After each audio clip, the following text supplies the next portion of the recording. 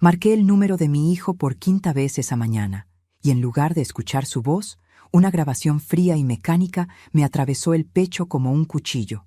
El número que usted marcó no existe o no se encuentra disponible en este momento. Mis manos temblaron tanto que el teléfono casi se me cae al suelo de la cocina. 62 años de vida, 35 de ellos dedicados por completo a Mateo, y ahora su número simplemente no existía, como si él tampoco existiera.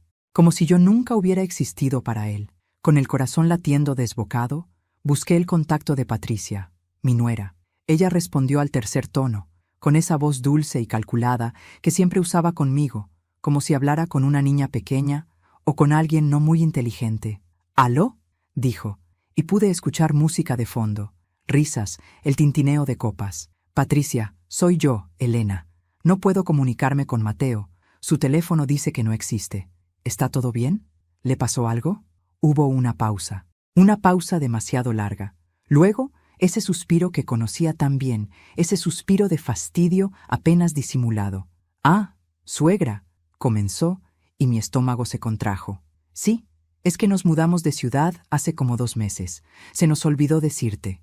Ya sabes, con tanto ajetreo de la mudanza, el trabajo nuevo de Mateo, los niños con el colegio nuevo, se nos pasó por completo avisarte. 2 meses, 60 días. 1440 horas en las que mi hijo había comenzado una vida completamente nueva, en otra ciudad, y yo no había merecido ni siquiera una llamada de 5 minutos, ni un mensaje de texto, nada. «¿Y podrías darme el nuevo número?», pregunté, odiando el temblor en mi voz, odiando sonar tan vulnerable, tan necesitada. «Ay, suegra, ahora mismo estamos súper ocupados. Te llamamos nosotros cuando tengamos un tiempito, ¿sí? Un besito, cuídate mucho». Y colgó. Respiré profundo. 1 vez, 2 veces, 3. Dejé el teléfono sobre la mesa de la cocina, junto a la taza de café que ya se había enfriado completamente, y miré por la ventana hacia el jardín donde Mateo había aprendido a andar en bicicleta, donde habíamos plantado juntos aquel rosal que ahora florecía sin él cada primavera. No lloré. Algo dentro de mí se había roto, pero de una forma extraña, silenciosa. No había lágrimas para esto, solo un vacío inmenso que se expandía en mi pecho. Pero antes de continuar, quiero hacerte una invitación muy especial. Suscríbete al canal y deja tu me gusta. Esto me ayuda a ver que me apoyas y disfrutas de mis historias. Y comenta aquí abajo desde qué ciudad nos estás viendo.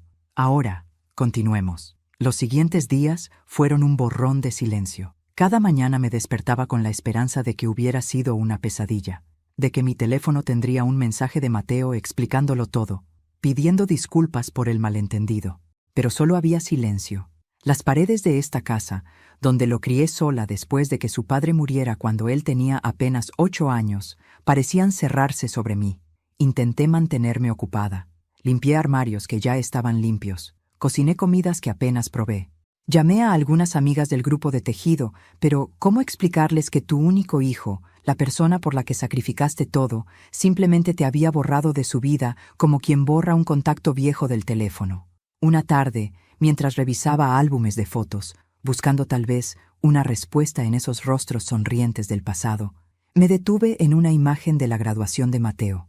Allí estaba él, con su toga y birrete, abrazándome, sonriendo con esa sonrisa que iluminaba mi mundo entero. Yo había vendido mi casa, esa casa más grande donde vivíamos, para pagar su universidad privada. Me había mudado a este departamento pequeño. Había renunciado a mis sueños de viajar, de volver a estudiar, de tener algo para mí, todo por verlo triunfar. Y había triunfado. Tenía un buen trabajo, una familia hermosa, una casa en un barrio exclusivo. Solo que ahora, al parecer, yo no cabía en ese cuadro perfecto. Pasó 1 mes desde aquella llamada, 30 días de silencio absoluto. Y entonces, un martes por la tarde, mi teléfono sonó. Un número desconocido. «¿Señora Elena Morales?», preguntó una voz masculina, formal, seria. «Sí, soy yo. La llamamos del Banco Central. Tenemos un asunto urgente que discutir con usted. Se trata de un préstamo con atraso considerable donde usted figura como aval solidario». Capítulo 2. Los años de sacrificio. El hombre del banco seguía hablando, pero sus palabras se habían convertido en un zumbido distante. «¿Aval solidario?», Préstamo. Yo nunca había pedido ningún préstamo. Nunca había avalado nada. Mi mente se aceleró tratando de encontrar sentido a lo que escuchaba, mientras mis dedos apretaban el teléfono hasta que los nudillos se me pusieron blancos. Debe haber un error, logré decir finalmente. Yo no he firmado ningún aval. Señora Morales, tenemos su firma en los documentos. El préstamo fue otorgado hace 8 meses a nombre del señor Mateo Morales Vega y la señora Patricia Ruiz de Morales. Usted figura como garante. El monto adeudado, incluyendo intereses moratorios, asciende a $235,000. El mundo se detuvo. $235,000. Una suma que jamás podría pagar ni en 3 vidas. Una suma que significaba perderlo todo. Este pequeño departamento que era lo único que me quedaba, mis ahorros mínimos, mi pensión, todo. Tiene que ser un error, repetí, pero mi voz sonaba hueca incluso para mí misma. Voy a revisar esto y los llamo. Colgué antes de que pudiera responder. Mis piernas apenas me sostenían mientras caminaba hacia el sofá y me dejaba caer. Las imágenes comenzaron a llegar, nítidas y dolorosas como fragmentos de vidrio clavándose en mi memoria. Recordé la primera vez que cargué a Mateo en el hospital. Era tan pequeño, tan perfecto.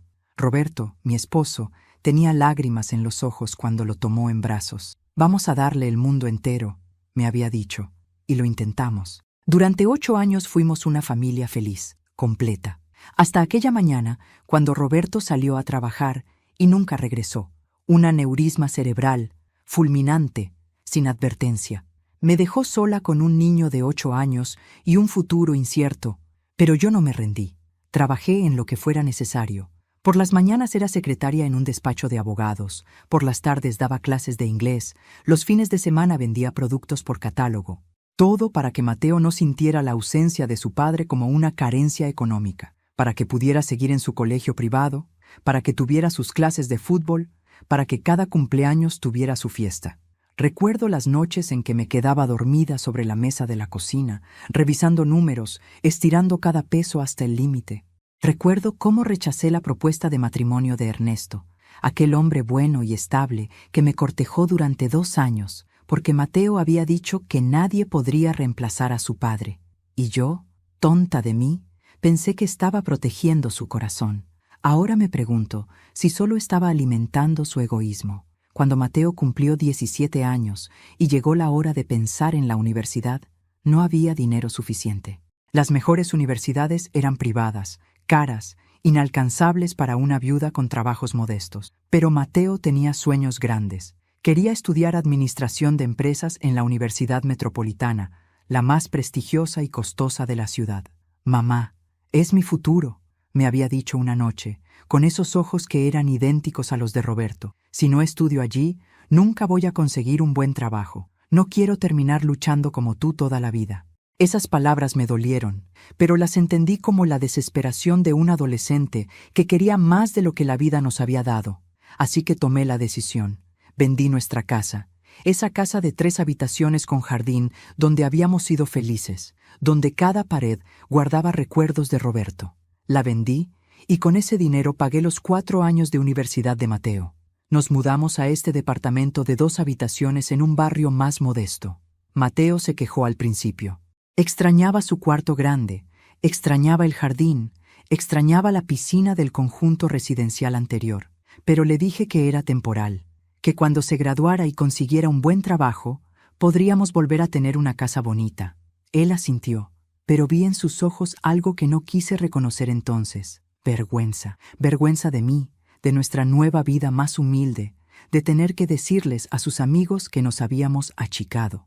Durante la universidad, las visitas fueron cada vez menos frecuentes. Mateo vivía en una residencia estudiantil que yo también pagaba. Venía los domingos a comer, pero siempre estaba apurado, siempre tenía que volver para estudiar o reunirse con compañeros de grupo. Yo cocinaba sus platos favoritos, le planchaba la ropa, le daba dinero extra para sus salidas, y él tomaba todo con esa naturalidad de quien siente que merece lo que recibe. Fue en el último año de universidad cuando apareció Patricia. Patricia era todo lo que yo no era. Alta, delgada, con ese cabello rubio perfectamente liso que caía como una cortina de seda sobre sus hombros. Venía de una familia acomodada del norte de la ciudad, de esas familias donde el dinero nunca había sido un problema. Su padre era dueño de una cadena de concesionarios de autos, su madre organizaba eventos benéficos y jugaba golf los jueves. Cuando Mateo me la presentó, supe inmediatamente que yo no encajaba en el mundo que ella representaba. «Mamá, ella es Patricia», dijo Mateo aquel domingo, y noté cómo había cambiado su forma de hablar, más refinada, más cuidadosa. «Patricia, te presento a mi madre, Elena». Ella me extendió la mano con una sonrisa que no llegaba a sus ojos, una mano suave, sin callos, sin las marcas de años de trabajo duro que tenían las mías. Yo me limpié instintivamente la palma en el delantal antes de estrecharla. «Encantada, señora Morales», dijo con esa voz melodiosa. «Mateo me ha contado mucho sobre usted». Pero yo sabía que no era cierto. Podía ver en la forma en que miraba el departamento pequeño, los muebles viejos, las cortinas desteñidas por el sol, que Mateo no le había contado nada.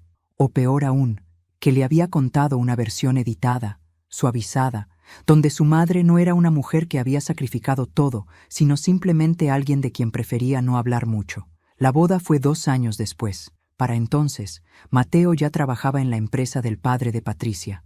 Un puesto gerencial que, estoy segura, no habría conseguido sin esa conexión familiar. Patricia planificó cada detalle de la ceremonia.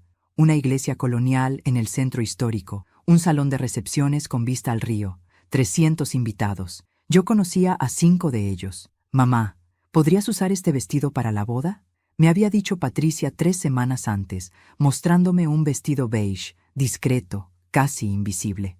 «Es que el color que elegiste no va con la paleta de la decoración». Mi vestido era azul marino, elegante, el más caro que había comprado en años, pero acepté el cambio. Siempre aceptaba, siempre cedía, porque no quería ser la madre problemática, la que causaba conflictos, la que no entendía que los tiempos habían cambiado. En la boda, me sentaron en la tercera fila. La familia de Patricia ocupaba las 2 primeras, un despliegue de elegancia y dinero que me hizo sentir exactamente lo que era, una intrusa en la nueva vida de mi hijo. Durante la recepción, Mateo apenas se acercó a mi mesa. Estaba ocupado con los invitados importantes, los socios de negocios de su suegro, los amigos de la universidad que ahora eran contactos valiosos. Después de la boda, las llamadas se espaciaron. Una vez por semana se convirtió en una vez cada 2 semanas, luego una vez al mes. Las excusas eran siempre las mismas: mucho trabajo, proyectos importantes, viajes de negocios. Patricia estaba embarazada del primero, luego del segundo. Yo me enteraba por fotos en redes sociales que apenas entendía cómo usar. Cuando nacieron mis nietos, fui al hospital. Patricia me dejó cargarlos exactamente 5 minutos antes de que llegara su madre, quien inmediatamente tomó control de todo. Yo me quedé en un rincón, observando cómo la familia de Patricia llenaba la habitación con risas, flores, regalos caros. Mateo ni siquiera notó cuando me fui. Los siguientes años fueron un desdibujamiento lento pero constante de mi presencia en su vida. Las invitaciones a cumpleaños de los niños llegaban cada vez más tarde, casi como una obligación de última hora. Cuando llegaba a las fiestas, los niños me llamaban señora, porque apenas me conocían. Patricia me presentaba a sus amigas como la mamá de Mateo, nunca como la abuela de los niños, como si quisiera mantener esa distancia bien definida. Y yo seguía aceptándolo todo, seguía sonriendo, seguía llevando regalos que apenas miraban, seguía esperando que algún día, de alguna manera, volvería a tener a mi hijo de vuelta, que recordaría todo lo que había hecho por él, que me valoraría, pero ese día nunca llegó. Y ahora, sentada en mi sofá con las piernas temblando, entendía que nunca llegaría, porque el hombre del banco acababa de dejarme en claro algo peor que el abandono. Mi hijo no solo me había olvidado, me había usado. Busqué entre mis papeles viejos, en esa caja de zapatos donde guardaba documentos importantes, facturas, recibos, certificados, y entonces lo encontré, un sobre manila que Mateo me había traído hace 8 meses. «Mamá, necesito que firmes estos papeles», me había dicho aquella tarde, entrando apurado al departamento. «Es para actualizar los beneficiarios de mi seguro de vida. Patricia insiste en que tengas protección también, por si algo me pasa. Solo firma aquí, aquí y aquí». Yo había firmado sin leer, porque era mi hijo, porque confiaba en él ciegamente. porque nunca imaginé que alguien a quien le di la vida pudiera robarme la mía. Abrí el sobre con manos temblorosas. No eran papeles de seguro. Era un contrato de aval solidario para un préstamo hipotecario. Mi firma estaba ahí, clara, comprometiendo todo lo que tenía como garantía para la compra de una casa de lujo en un barrio exclusivo de otra ciudad. Una casa donde yo nunca sería bienvenida. Una casa comprada con mi futuro como moneda de cambio. El teléfono volvió a sonar. El banco, otra vez. Esta vez, contesté. Señora Morales, entiendo que esto es una sorpresa para usted, dijo el hombre del banco, su tono ahora menos formal, casi compasivo. Pero debo informarle que el préstamo lleva 3 meses de atraso. Si no se regulariza la situación en los próximos 30 días, tendremos que proceder con las acciones legales correspondientes. Eso incluye el embargo de sus bienes. ¿Mis bienes?, repetí, sintiendo cómo la palabra me quemaba en la garganta. Yo no pedí ese préstamo. Fui engañada. Mi hijo me hizo firmar diciéndome que eran papeles de un seguro. Hubo un silencio incómodo al otro lado de la línea. Señora, lamento la situación, pero el banco tiene su firma autenticada ante notario. Legalmente, usted es responsable solidaria de esa deuda. Le sugiero que contacte a un abogado y que intente comunicarse con su hijo para resolver esto. Buenos días, colgó. Y yo me quedé allí, sosteniendo el teléfono como si fuera una granada a punto de explotar. Los días siguientes fueron una pesadilla en cámara lenta. Intenté llamar a Mateo a cada número que tenía guardado, todos desconectados. Le escribí mensajes a través de redes sociales. Ninguna respuesta. Busqué su dirección en registros públicos en línea, pero no encontré nada reciente. Era como si se hubiera evaporado, llevándose consigo mi tranquilidad y mi futuro. Una mañana, después de otra noche sin dormir, tomé una decisión. No podía quedarme de brazos cruzados mientras mi vida se desmoronaba. Busqué en las páginas amarillas, sí, todavía las usaba, y encontré un despacho de abogados que ofrecía consultas gratuitas. El letrero decía: Defensores del Pueblo, justicia para todos. La oficina estaba en un segundo piso de un edificio viejo en el centro. Las escaleras crujían bajo mis pies mientras subía, aferrándome al pasamanos. Una recepcionista joven me recibió con una sonrisa amable y me hizo pasar a una salita de espera con sillas de plástico y revistas atrasadas. El licenciado Ramírez la atenderá en un momento, dijo. Esperé 30 minutos que se sintieron como 3 horas. Finalmente, un hombre de unos 50 años, con lentes gruesos y aspecto cansado pero amable, me hizo pasar a su oficina. Señora Morales, cuénteme qué la trae por aquí. Y entonces, por primera vez desde que había comenzado esta pesadilla, lo solté todo. Le conté sobre la llamada, sobre el abandono, sobre los papeles que firmé sin leer. Las palabras salían atropelladas, mezcladas con lágrimas que ya no podía contener. El licenciado Ramírez escuchó en silencio, tomando notas en un cuaderno viejo. Cuando terminé, él se recostó en su silla y suspiró. Señora Morales, legalmente su situación es complicada. Usted firmó como aval solidario, lo que significa que es tan responsable de esa deuda como su hijo. El hecho de que la engañaran es moralmente reprobable, pero probar el engaño en una corte es difícil. Necesitaríamos evidencia de que su hijo actuó con dolo, con intención de defraudarla. ¿Y qué puedo hacer?, pregunté, sintiendo cómo las últimas gotas de esperanza se escurrían entre mis dedos. Primero, necesitamos conseguir una copia del contrato completo del banco. Segundo, debemos intentar localizarlos. ¿Tiene alguna idea de dónde podrían estar? Negué con la cabeza. Déjeme investigar, dijo el licenciado, escribiendo algo en una hoja. Tengo algunos contactos que pueden ayudarnos. Mientras tanto, no firme nada más. No hable con el banco sin asesoría legal y documente todo. Cada llamada, cada mensaje, todo. Salí de esa oficina sintiendo un extraño alivio. No era una solución, pero al menos era un plan. Alguien estaba de mi lado, aunque fuera un abogado de oficio en una oficina destartalada. Durante la siguiente semana, me convertí en mi propia detective. Busqué en Internet cada rastro que Mateo y Patricia pudieran haber dejado. Encontré viejas publicaciones en redes sociales donde Patricia había etiquetado restaurantes, clubes, lugares que frecuentaban. Uno de ellos, un restaurante de comida italiana llamado Bella Vita, tenía varias fotos recientes. Amplié las imágenes todo lo que pude. En el fondo de una de ellas, difuminado pero reconocible, estaba Mateo. Llamé al restaurante. «Buenas tardes, bella Vita. ¿En qué puedo ayudarle?», respondió una voz alegre. «Hola, disculpe. Estoy tratando de localizar a unos amigos que creo son clientes frecuentes de ustedes, Mateo Morales y Patricia Ruiz». «Ah, sí, el señor Mateo y la señora Patricia», dijo la voz, reconociéndolos inmediatamente. «Son de nuestros clientes VIP. ¿Desea hacer una reservación?» No, solo quería saber si... ¿Ellos viven cerca del restaurante? Hubo una pausa.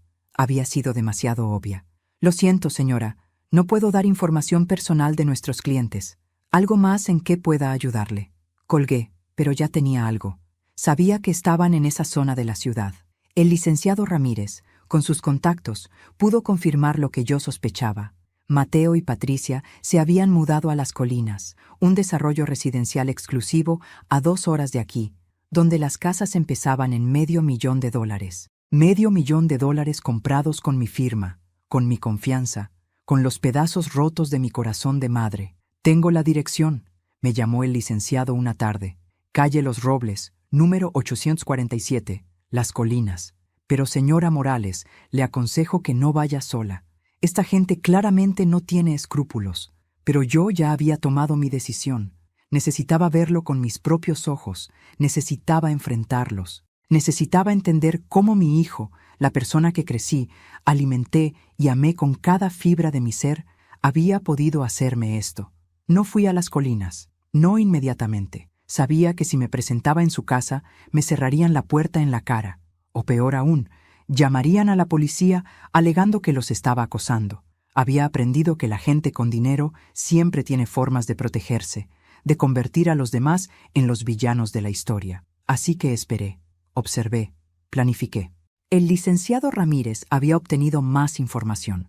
El préstamo que Mateo y Patricia habían solicitado no solo cubría la casa, también habían pedido dinero adicional para renovaciones y mobiliario de lujo, según decía el contrato. Prácticamente habían usado mi nombre, mi firma, mi vida entera como garantía para financiar un estilo de vida que yo nunca podría alcanzar. Y lo más amargo de todo, el banco les había aprobado el préstamo precisamente porque yo figuraba como aval.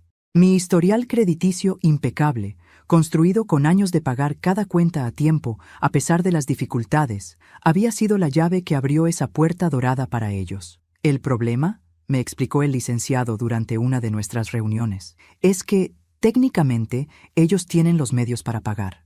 Mateo tiene un salario alto. Patricia también trabaja en la empresa familiar. El banco no puede probar que solicitaron el préstamo con intención de no pagarlo. Simplemente dejaron de pagar. Y ahora van contra usted porque es más fácil embargar su departamento que entrar en una batalla legal con gente que tiene abogados caros. Entonces, ¿no hay nada que pueda hacer?». «No he dicho eso, pero necesitamos algo más. Necesitamos prueba de que lo hicieron con intención fraudulenta. Una confesión, un documento, algo que demuestre que sabían exactamente lo que estaban haciendo cuando la pusieron como aval». Salí de esa oficina con una determinación nueva. Si necesitaban pruebas, yo las conseguiría. Durante 3 semanas estudié sus rutinas a través de redes sociales. Patricia era vanidosa. Le encantaba presumir. Publicaba cada salida, cada evento, cada almuerzo en restaurantes exclusivos. Etiquetaba los lugares, ponía horarios, hasta mencionaba qué iba a hacer después. Era como si estuviera escribiendo su propia agenda pública sin darse cuenta. Fue así como supe que cada sábado por la tarde, Patricia iba al centro comercial La Fontana, un lugar de tiendas de diseñador que yo nunca podría costear. Iba sola, sin Mateo, sin los niños. Era su tiempo personal, su ritual de compras semanales. Antes de continuar, dime aquí en los comentarios qué te está pareciendo esta historia hasta ahora y qué harías tú en su lugar. No te vayas del video, porque lo que viene a continuación te pondrá la piel de gallina. Ese sábado tomé 2 autobuses y un taxi que no podía pagar para llegar a La Fontana. Me vestí con mi mejor ropa, me maquillé ligeramente, me peiné con cuidado. No quería parecer desesperada. No quería que me viera como la víctima que realmente era. Necesitaba verme digna, en control, aunque por dentro estuviera destrozándome. La vi salir de una boutique con 3 bolsas de compras. Usaba un vestido blanco que probablemente costaba más que mi renta de 2 meses. Su cabello rubio brillaba bajo las luces del centro comercial. Se veía feliz, despreocupada, radiante. No se veía como alguien que acababa de arruinar la vida de otra persona. Respiré profundo y caminé hacia ella. «Patricia», dije, tratando de mantener mi voz firme. Ella se volteó. Su expresión pasó de la sorpresa al disgusto en menos de un segundo, como quien se encuentra con algo desagradable en la suela del zapato. «Suegra», dijo, sin intentar siquiera sonar contenta de verme. «¡Qué sorpresa! Necesito hablar contigo. Y con Mateo. Mateo está trabajando. Ya sabes cómo es. Siempre tan ocupado. Patricia, el banco me está cobrando un préstamo que ustedes pidieron. Me pusieron como aval sin que yo lo supiera. Van a quitarme mi departamento. Todo lo que tengo». Esperaba negación. Esperaba sorpresa fingida. Esperaba al menos un intento de aparentar inocencia. Pero lo que vi en sus ojos fue algo completamente diferente. Indiferencia fría, calculada, y algo peor, desprecio. «¡Ay, suegra!», dijo, acomodándose una de las bolsas de compras. «Tú firmaste esos papeles. Nadie te obligó. Me dijeron que era un seguro. Me mintieron». Ella se rió, una risa breve, seca, sin humor. «¿Y tú firmaste sin leer? Eso es problema tuyo, no nuestro. Mira, Elena, voy a ser honesta contigo, porque claramente necesitas que alguien te lo diga. Mateo y yo estamos construyendo una vida que requiere ciertos recursos. Su padre nos dejó ese seguro de vida, pero no fue suficiente para la casa que queríamos. Necesitábamos un aval, y tú estabas ahí, disponible, con buen crédito. Era lógico. Soy su madre», susurré, sintiendo como cada palabra de ella me atravesaba como un cuchillo. «Y él es mi esposo, y los niños son nuestros hijos. Nuestra familia. Tú eres pasado, Elena. Eres de otra época, de otra clase social. No encajas en nuestra vida. ¿No te has dado cuenta? Mateo se avergüenza de ti, de tu departamento pequeño, de tu ropa vieja, de tu forma de hablar. Cuando vienen sus jefes, sus socios, gente importante, ¿crees que quiere presentarte? ¿Crees que quiere que sepan que su madre vive en un edificio de clase media-baja?»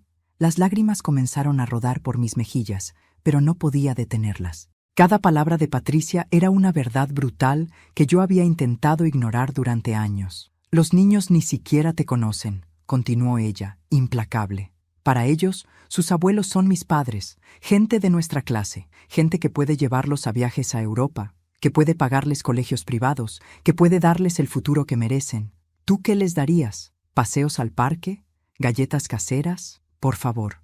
«Les daría amor», dije, mi voz apenas un susurro quebrado. «El amor no paga cuentas, Elena. No abre puertas, no consigue conexiones. Mateo entendió eso hace mucho tiempo. Por eso está donde está, porque dejó atrás el sentimentalismo barato y empezó a ver el mundo como realmente es. Sobre el préstamo, ese es tu problema ahora. Deberías estar agradecida, honestamente. Te dimos años con Mateo, años en los que te sentiste útil, necesaria. Ahora ese tiempo terminó. Gente como tú ya no sirve en nuestro mundo». Patricia me dio la espalda y comenzó a alejarse, sus tacones repiqueteando sobre el piso de mármol del centro comercial. Luego se detuvo, volteó la cabeza ligeramente y añadió: «Ah, y no intentes contactar a Mateo otra vez. Ya le cambié todos los números. Y si sigues buscándonos, hablaremos con nuestros abogados sobre una orden de alejamiento. Adiós, Elena». Fue bueno mientras duró, y se fue. Simplemente se fue, dejándome parada en medio del centro comercial con el corazón hecho pedazos y la certeza terrible de que mi hijo, mi único hijo, había estado de acuerdo con todo esto, que quizás había sido su idea desde el principio. La gente pasaba a mi alrededor, mirándome de reojo, esta mujer mayor llorando sola. Pero yo ya no sentía vergüenza, solo sentía un vacío inmenso, y algo más, algo que comenzaba a crecer en el fondo de ese vacío, algo oscuro y ardiente que no había sentido nunca antes en mi vida. Rabia. Esa noche no dormí, no por ansiedad ni por tristeza, sino porque mi mente trabajaba de una forma que no había experimentado en décadas. Era como si un interruptor se hubiera activado dentro de mí, despertando a una persona que había quedado enterrada bajo años de sacrificio maternal y abnegación silenciosa. Las palabras de Patricia resonaban en mi cabeza una y otra vez. Gente como tú ya no sirve en nuestro mundo. Me levanté de la cama a las 3 de la mañana y caminé hasta el pequeño armario donde guardaba cajas viejas con documentos y recuerdos. Busqué hasta encontrar lo que necesitaba. Una caja de cartón polvoriento con la etiqueta Trabajo 1985-2000, escrita con mi propia letra, más joven, más segura. Abrí la caja y saqué carpetas llenas de documentos que no había revisado en más de 20 años. Certificados de capacitación en administración de empresas, diplomas de cursos de contabilidad avanzada, cartas de reconocimiento de la compañía importadora donde trabajé durante 15 años como jefa de operaciones, una fotografía borrosa de una conferencia donde yo, una mujer de 40 años vestida con traje sastre, recibía un premio por Mejor Desempeño Gerencial del Año. Esa era yo, antes de convertirme solo en la madre de Mateo, antes de reducir mi vida entera a sus necesidades. Yo había sido alguien competente, alguien respetada, alguien que sabía cómo funcionaba el mundo de los negocios, de los contratos, de las estrategias corporativas. Había renunciado a todo eso cuando Roberto murió. La empresa quedaba demasiado lejos, los horarios eran incompatibles con criar a un niño solo, y decidí priorizar a Mateo sobre mi carrera. Acepté trabajos menores, más flexibles, que me permitieran estar disponible para él. Cambié mi identidad profesional por mi identidad maternal. Y ahora, mi hijo y su esposa me habían dejado claro que ese sacrificio no valía nada para ellos, pero ellos habían cometido un error monumental. Habían asumido que yo era solo una mujer mayor, ingenua, fácil de manipular. No sabían quién había sido yo, y no sabían de lo que todavía era capaz. A la mañana siguiente, llamé a una persona que no había contactado en 23 años, Rodrigo Mendoza, mi antiguo jefe en la importadora. Encontré su número a través de LinkedIn, esa red social que mi vecina me había enseñado a usar el año anterior. Para mi sorpresa, respondió al segundo timbrazo. «¿Elena Morales?», dijo su voz, más ronca por los años, pero aún reconocible. «No puedo creerlo. ¿Cuánto tiempo ha pasado?» «Demasiado, Rodrigo. Necesito pedirte un favor grande». Le conté una versión resumida de mi situación. Rodrigo escuchó en silencio, y cuando terminé, suspiró profundamente. «Elena, siempre te consideré la persona más brillante que trabajó conmigo. Cuando renunciaste, perdí no solo a mi mejor gerente, sino a alguien que entendía cómo funcionaban realmente los negocios. Si necesitas ayuda, la tienes. ¿Qué necesitas? Información, acceso y tal vez algunos contactos que puedan investigar cosas que yo no puedo». Rodrigo no hizo más preguntas. Me dio el número de su hija, Daniela, quien ahora era abogada corporativa especializada en fraudes financieros. También me dio el contacto de un investigador privado que trabajaba con su empresa. Durante los siguientes días, mi pequeño departamento se convirtió en un centro de operaciones. Daniela Mendoza vino a visitarme personalmente. Era una mujer de unos 35 años, con ojos inteligentes y modales directos que me recordaron a mí misma cuando tenía su edad. «Señora Morales, mi padre me contó su situación. He revisado el contrato preliminar que me envió. Hay algunas irregularidades que podríamos explotar», dijo extendiendo documentos sobre mi mesa de comedor. Primero, el notario que autenticó su firma tiene un historial cuestionable. Ha sido investigado 2 veces por autenticar documentos sin presencia física de los firmantes. Segundo, el préstamo fue aprobado con una rapidez sospechosa. Normalmente, un préstamo de este tamaño requiere al menos 3 meses de evaluación. Este fue aprobado en 2 semanas. ¿Qué significa eso? Significa que posiblemente hubo influencias, favores, quizás hasta sobornos. La empresa del suegro de su hijo tiene conexiones con varios bancos. No sería la primera vez que facilitan préstamos para familiares, pero si podemos probar irregularidades en el proceso, podríamos invalidar su responsabilidad como aval. ¿Y cómo probamos eso? Ahí es donde entra Carlos, dijo Daniela, señalando a un hombre de mediana edad que había llegado con ella. Carlos Fuentes, investigador privado. Él puede obtener información que nosotros no podemos conseguir legalmente. Carlos era delgado, de aspecto ordinario, el tipo de persona que pasa desapercibida, exactamente el tipo de persona perfecta para su trabajo. «Señora Morales, necesito que me dé toda la información que tenga sobre su hijo y su nuera. Direcciones, lugares que frecuentan, nombres de amigos, colegas, cualquier cosa. Voy a reconstruir sus vidas financieras. Si hay algo sucio, lo encontraré. Durante una semana, trabajamos como un equipo. Yo proporcionaba información. Carlos investigaba. Daniela construía el caso legal. Y lentamente, pieza por pieza, comenzó a emerger un patrón. Mateo y Patricia no eran simplemente un matrimonio ambicioso. Eran estafadores sistemáticos. Carlos descubrió que esta no era la primera vez que usaban avales para obtener préstamos que no tenían intención de pagar completamente. 3 años antes, habían convencido a un tío de Patricia de avalar un préstamo para un negocio familiar que nunca existió. El pobre hombre había perdido su casa, pero la familia de Patricia tenía suficiente dinero y poder para arreglarlo silenciosamente, pagando una fracción de lo debido y asegurándose de que el tío firmara un acuerdo de confidencialidad. «Son predadores», dijo Daniela una tarde, revisando los documentos que Carlos había conseguido. «Usan la confianza familiar como arma. Y lo hacen con gente mayor, gente que no va a hacer escándalo, que no tiene recursos para defenderse. Pero yo sí voy a defenderme», dije, sintiendo cómo la rabia se transformaba en determinación fría y calculada. Carlos también descubrió algo más. En su solicitud de préstamo, Mateo y Patricia habían declarado ingresos falsos, habían inflado sus salarios, inventado bonificaciones que no existían, incluso falsificado documentos de la empresa. El banco no había verificado adecuadamente porque el padre de Patricia tenía influencia en la junta directiva. «Esto es fraude bancario», dijo Daniela, sus ojos brillando con la emoción de un cazador que ha encontrado su presa. «Fraude documentado, comprobable. Si presentamos esto correctamente, no solo la liberan de la deuda, sino que ellos enfrentarían cargos criminales». «¿Cuánto tiempo tenemos?», pregunté. El banco le dio 30 días. Han pasado 19. Tenemos 11 días para construir un caso hermético y presentarlo ante las autoridades correctas. Trabajamos día y noche. Yo, que durante años había sido solo una madre olvidada en un departamento pequeño, me convertí nuevamente en la estratega que había sido. Coordinaba reuniones, revisaba documentos, sugería líneas de investigación. Era como si los 20 años de letargo profesional nunca hubieran existido. Pero yo no quería solo defenderme. Quería más. Quería que entendieran que habían cometido un error, que no se juzga un libro por su portada, que la mujer mayor a la que habían descartado como inútil era mucho más peligrosa de lo que jamás imaginaron. El 10º día, Carlos llegó con una grabadora digital.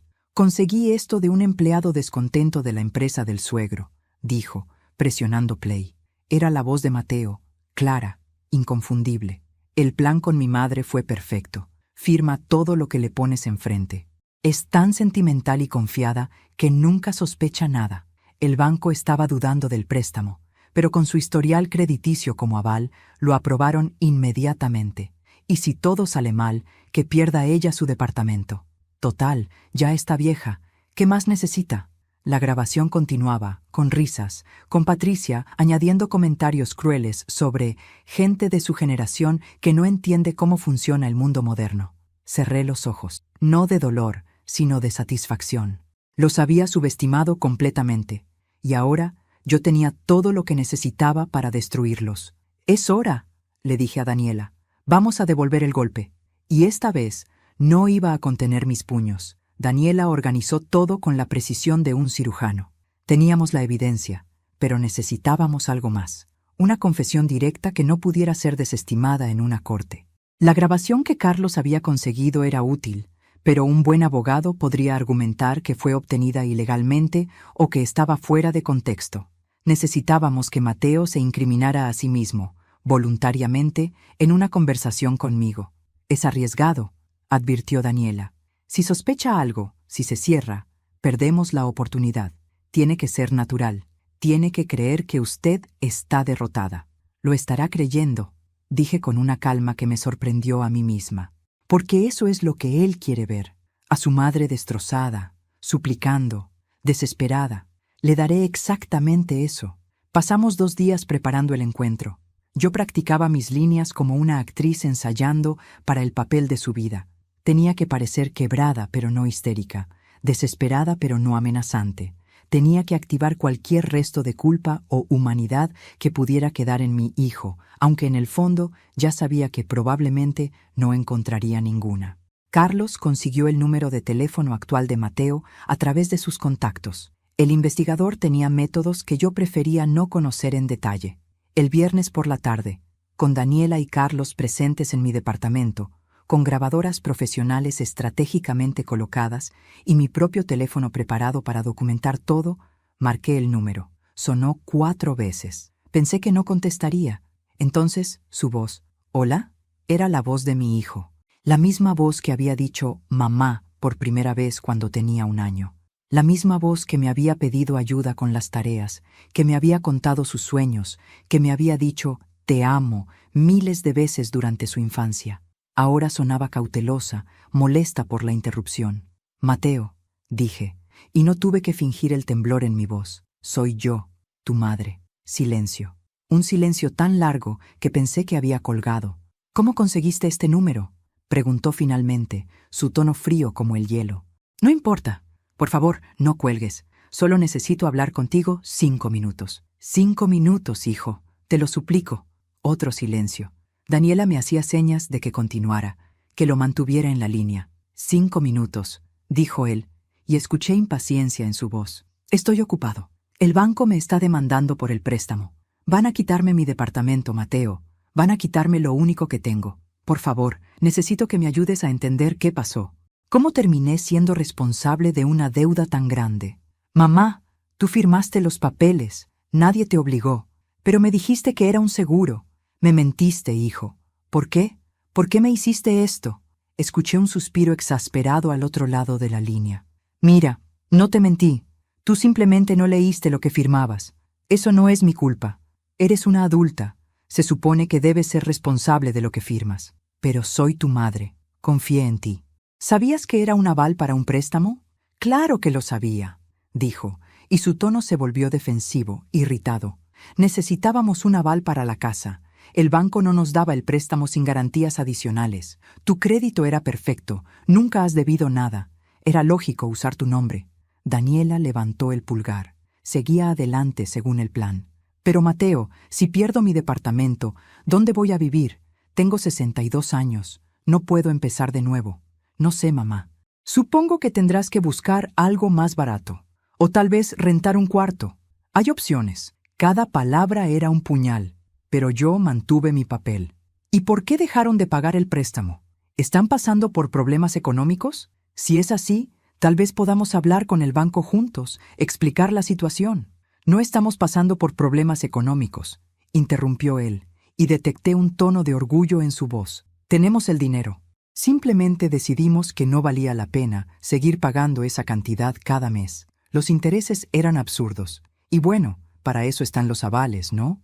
Para que asuman la responsabilidad cuando uno decide no pagar». Era tan descarado, tan cínico, que por un momento casi pierdo mi compostura. Daniela me miraba con los ojos muy abiertos, haciendo gestos de que siguiera. «Entonces, ¿dejaron de pagar a propósito, sabiendo que yo tendría que responder por la deuda? Mira, mamá, no voy a sentirme culpable por esto. Tú tuviste tu oportunidad en la vida, criaste a tu hijo, cumpliste tu función. Ahora es mi turno de vivir mi vida, de construir algo para mi familia. Patricia y yo necesitamos ese dinero para otras inversiones, para el futuro de nuestros hijos. No podemos estar desperdiciándolo en una hipoteca que podemos simplemente transferir a alguien más. A mí, tu madre, sí, a ti. Y honestamente, ¿qué más necesitas a tu edad? Un cuarto pequeño, comida básica, tus medicinas. No necesitas un departamento entero. Nosotros sí necesitamos capital para crecer, para expandirnos. Es simple economía familiar. Los recursos van donde más se necesitan. ¿Y yo no importo? Por primera vez en la conversación, detecté algo diferente en su voz. No arrepentimiento, sino algo peor. Lástima condescendiente. «Mamá, claro que importas, pero hay que ser realistas. Ya no eres productiva. Ya cumpliste tu ciclo». Patricia me ayudó a verlo. A veces hay que tomar decisiones difíciles por el bien mayor. Y el bien mayor aquí es mi familia, mis hijos, nuestro futuro. Tú ya tuviste tu momento. ¿Así que planearon esto desde el principio? ¿Ponerme como aval y luego dejar de pagar? No lo planeamos exactamente, dijo, y pude escucharlo acomodándose como si estuviera en una oficina o en su casa lujosa. Simplemente surgió como una opción conveniente. Cuando el banco pidió un aval, Patricia sugirió tu nombre. Tiene sentido financiero. Tu crédito era bueno, no tenías deudas, y francamente, no tienes mucho que perder. Nosotros sí. Así que sí, cuando evaluamos la situación, decidimos que era más inteligente redirigir ese dinero a otras inversiones y dejar que el banco fuera contra ti. No es personal, mamá. Es simplemente estrategia financiera. Daniela estaba escribiendo frenéticamente en su libreta, subrayando frases, haciendo anotaciones. Carlos sonreía con satisfacción. Teníamos todo lo que necesitábamos. Pero soy tu madre, Mateo. Te di todo. Vendí mi casa para pagar tu universidad. Renuncié a mi carrera para criarte. ¿Eso no significa nada? Y te agradezco todo eso, de verdad. Pero esas fueron tus decisiones, mamá. Nadie te obligó a hacer esos sacrificios. Los hiciste porque quisiste. Y ahora yo estoy haciendo mis propias decisiones. Así funciona la vida. Una generación da paso a la siguiente. Tú hiciste lo tuyo, ahora yo estoy haciendo lo mío. ¿Y si pierdo todo? Entonces aprenderás a vivir con menos. Honestamente, puede que hasta te haga bien. Has vivido aferrada al pasado, a mí, a esta idea de que somos una familia cercana. Pero ya crecí, mamá. Tengo mi propia familia ahora. Patricia, los niños, ellos son mi prioridad. Tú eres historia, y hay que saber cuándo soltar el pasado. Así que no vas a ayudarme. Vas a dejar que me quiten mi hogar. No voy a dejar que pase nada. Ya pasó. Ya tomamos las decisiones. Tú firmaste el aval, nosotros usamos ese aval, y ahora las consecuencias son tuyas. Así de simple. Mira, tengo que colgar. Tenemos una cena con inversionistas esta noche y necesito prepararme. Fue bueno hablar contigo, supongo. Suerte con todo, mamá. Mateo, espera. Adiós, mamá. Y por favor, no vuelvas a llamar a este número. Voy a bloquearte otra vez. La línea se cortó. Me quedé sentada en silencio, sosteniendo el teléfono. Carlos detuvo las grabadoras. Daniela cerró su libreta con una expresión de incredulidad y rabia. Señora Morales, dijo finalmente, en 20 años de carrera legal, nunca había escuchado una confesión tan completa y tan desalmada. Con esto, los destruimos. Yo asentí lentamente, sintiendo cómo algo dentro de mí se solidificaba, se endurecía como acero templado en fuego. Entonces hagámoslo, dije. Démosle a mi hijo exactamente lo que merece. El lunes por la mañana, Daniela presentó una demanda formal contra Mateo y Patricia ante la Fiscalía por fraude bancario, falsificación de documentos y obtención ilícita de préstamos. Simultáneamente, presentó ante el banco toda la evidencia que habíamos recopilado. Las declaraciones falsas de ingresos, la grabación donde Mateo admitía haber dejado de pagar deliberadamente con la intención de transferir la deuda a mí, y el historial del notario corrupto que había autenticado mi firma sin mi presencia física. El director del banco, un hombre llamado Gerardo Salinas, nos recibió en su oficina ese mismo día. Daniela había insistido en que yo estuviera presente. Necesitan ver su rostro, me había dicho. Necesitan entender que no están tratando con un número de expediente, sino con una persona real. El señor Salinas revisó los documentos en silencio durante 20 minutos que se sintieron eternos. Su expresión pasó de la curiosidad profesional a la incomodidad y finalmente al horror mal disimulado. Señora Morales, dijo finalmente, quitándose los lentes y frotándose los ojos, tengo que ofrecerle una disculpa en nombre de esta institución. Es evidente que fuimos negligentes en la verificación del préstamo. Las conexiones del señor Ruiz, padre de la señora Patricia, con nuestra junta directiva crearon conflictos de interés que nublaron nuestro juicio profesional. ¿Qué significa eso para mi cliente?, preguntó Daniela con voz firme. Significa que vamos a retirar inmediatamente todas las acciones legales contra la señora Morales. Su responsabilidad como aval queda anulada. Y vamos a iniciar nuestras propias acciones legales contra el señor Mateo Morales y la señora Patricia Ruiz por fraude. Esto va a llegar hasta las últimas consecuencias. Sentí un alivio tan profundo que mis manos comenzaron a temblar. Mi departamento estaba a salvo. Mi pequeño hogar, lo único que me quedaba, no me sería arrebatado. Hay algo más, continuó el señor Salinas. Dado que este fraude fue facilitado por irregularidades dentro de nuestro propio sistema, El banco va a compensarla por los daños emocionales y el estrés causado. Estamos preparando un acuerdo de $50,000. Daniela asintió con satisfacción. Yo apenas podía procesar lo que estaba escuchando, pero eso era solo el comienzo. Durante las siguientes 2 semanas, todo se desarrolló con una velocidad que me dejó casi mareada. La fiscalía, armada con nuestra evidencia, actuó con eficiencia implacable. Congelaron las cuentas bancarias de Mateo y Patricia. Embargaron la Casa de las Colinas. Iniciaron investigaciones en la empresa del padre de Patricia, descubriendo que este no era un caso aislado, sino parte de un patrón de préstamos fraudulentos, facilitados por corrupción en la junta directiva del banco. Carlos me mantenía informada de cada desarrollo. Me contó cómo la policía llegó a la Casa de las Colinas una mañana temprano, cómo Patricia había gritado que esto era un error, que ellos eran gente respetable, que conocían gente importante.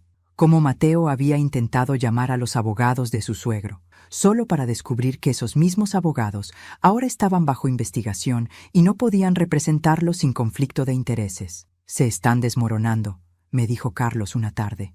Patricia está culpando a Mateo. Mateo está culpando a Patricia. Los padres de ella han contratado sus propios abogados y están tratando de distanciarse del escándalo. Es un espectáculo digno de ver, pero yo no sentía satisfacción. Solo un vacío extraño, como si hubiera ganado una batalla pero perdido algo mucho más grande en el proceso. 3 semanas después del día en que llamé a Mateo para aquella conversación grabada, recibí una citación para declarar ante el juez. Daniela me acompañó a la audiencia preliminar. Era la primera vez que vería a mi hijo desde todo esto comenzó. Lo vi sentado en la mesa de los acusados junto a Patricia. Había perdido peso. Tenía ojeras profundas. Su traje, aunque caro, se veía arrugado. Cuando entré a la sala, nuestros ojos se encontraron por un segundo. Vi algo en su mirada que no pude descifrar. ¿Rabia? ¿Miedo? ¿Arrepentimiento? Tal vez una mezcla de todo. Patricia me miró con odio puro. Su cabello perfecto ahora estaba recogido de manera descuidada. Su rostro sin maquillaje mostraba líneas de estrés que no había visto antes. Ya no era la mujer radiante y segura del centro comercial. Era alguien asustado, acorralado. El juez revisó el caso, escuchó los argumentos de la fiscalía, revisó la evidencia. Cuando llegó el momento de determinar la fianza, negó la libertad bajo fianza para ambos. Los acusados han demostrado un patrón de comportamiento fraudulento y tienen medios económicos, aunque actualmente congelados, que podrían facilitar su fuga, declaró el juez. Permanecerán bajo custodia hasta el juicio. Vi cómo 2 oficiales se acercaban a Mateo y Patricia, cómo les ponían las esposas, cómo mi hijo, mi único hijo, era llevado hacia la puerta que conducía a las celdas. En el último momento, antes de desaparecer, volteó hacia mí, y entonces lo vi claramente en su rostro: pánico. Salí de la corte sintiéndome extrañamente hueca. Daniela me invitó a tomar un café. Lo hicimos, señora Morales, dijo con una sonrisa. Justicia servida. ¿Justicia?, repetí, removiendo mi café sin beberlo. Mi hijo va a ir a prisión. Su hijo cometió un crimen. Múltiples crímenes. No solo contra usted, sino contra el sistema financiero, contra la sociedad. Las consecuencias son apropiadas. Tenía razón, por supuesto, pero el corazón de una madre no entiende de lógica ni de justicia. Solo entiende de amor, incluso cuando ese amor no es correspondido. Pasaron 2 meses. El juicio fue rápido. La evidencia era abrumadora. Mateo fue sentenciado a 5 años de prisión por fraude bancario y falsificación de documentos. Patricia recibió 4 años. Los padres de ella enfrentaban sus propios cargos por corrupción y facilitación de fraude. La empresa familiar estaba bajo investigación federal. Su imperio de privilegios se había derrumbado como un castillo de naipes. Yo usé parte del dinero de la compensación del banco para remodelar mi departamento. Pinté las paredes de un color marfil cálido. Compré muebles nuevos. Contraté a alguien para que arreglara el jardín del edificio. Por primera vez en décadas, invertí en mí misma. También volví a contactar a Rodrigo. Él me ofreció trabajo como consultora para su empresa. Medio tiempo, ayudando a capacitar a gerentes jóvenes. Acepté. No por el dinero, sino porque necesitaba sentirme útil de una forma que no dependiera de ser la madre de alguien. Un día, 4 meses después de la sentencia, recibí una llamada. Un número desconocido. Por un momento dudé en contestar. Luego presioné el botón verde. «Mamá», era la voz de Mateo quebrada, apenas un susurro. «Mateo, estoy en prisión, mamá. Pueden llamar una vez por semana por 15 minutos. Yo necesito hablar contigo». Silencio. Un silencio largo y pesado. «He estado pensando mucho», continuó él, las palabras saliendo atropelladas, «sobre lo que hice, sobre cómo te traté. Patricia y yo nos volvimos locos con la ambición, con querer más, y tú solo querías amor, y yo te di la espalda. Lo siento, mamá, lo siento tanto. Por favor, ¿puedes perdonarme? ¿Puedes venir a visitarme? Los niños preguntan por ti. Patricia está en otra prisión, sus padres están lidiando con sus propios problemas, y yo estoy solo aquí. Te necesito, mamá. Por favor». Cerré los ojos. Escuché el llanto en su voz. Escuché al niño que una vez fue, antes de que la ambición y el egoísmo lo corrompieran. Parte de mí, esa parte maternal que nunca muere sin importar cuánto nos lastimen, quería decir que sí. Quería correr hacia esa prisión, abrazarlo, decirle que todo estaría bien. Pero había otra parte de mí ahora, una parte que había aprendido, tarde pero finalmente, que el amor no significa permitir que te destruyan, que el perdón no requiere que te conviertas nuevamente en víctima, que a veces la justicia significa dejar que las personas enfrenten las consecuencias de sus acciones, incluso cuando esas personas son tus hijos. «Mateo», dije finalmente, mi voz firme y clara, «este número ya no existe». Y colgué. Bloqueé el número. Apagué el teléfono y miré por la ventana de mi departamento renovado hacia un futuro que ahora era mío. Tengo 62 años. Y por primera vez en décadas, mi vida no se define por ser la madre de alguien. Se define por ser Elena Morales, sobreviviente, luchadora, mujer que aprendió que nunca es tarde para recuperar tu dignidad. Mi hijo elegirá su camino desde ahora. Yo he elegido el mío. Y en este camino, finalmente, hay paz. Y así termina mi historia. La historia de cómo aprendí que nunca es tarde para recuperar la dignidad perdida. ¿Qué te pareció mi decisión? ¿Crees que hice lo correcto al colgarle el teléfono a mi hijo? ¿O debería haberle dado una segunda oportunidad? Déjame tu opinión aquí abajo en los comentarios. Me encanta leer lo que piensan. Si mi historia te tocó el corazón, si te hizo sentir rabia, tristeza o incluso satisfacción por la justicia que se hizo, no olvides darle like a este video y suscribirte al canal. Activa la campanita para que no te pierdas las próximas historias que compartiré contigo. Cada semana traigo relatos nuevos sobre la vida, el amor, la traición y sobre todo, sobre personas reales como yo, enfrentando situaciones extraordinarias. Comparte este video con alguien que necesite escuchar que nunca es tarde para defenderse, para recuperar lo que es tuyo, para decir basta cuando la vida te ha tratado injustamente. Y si tienes alguna historia similar que quieras compartir conmigo, si alguna vez te has sentido traicionado por alguien en quien confiabas, cuéntamelo en los comentarios. Tu historia podría inspirar a alguien más, así como espero que la mía te haya inspirado a ti. Recuerda lo que aprendí con tanto dolor. El amor propio no es egoísmo, es supervivencia. Nos vemos en mi próxima historia. Cuídate mucho y nunca, nunca permitas que nadie te haga sentir que ya no sirves, porque siempre, siempre mereces dignidad y respeto. Yo lo aprendí a los 62 años. Tú puedes aprenderlo hoy.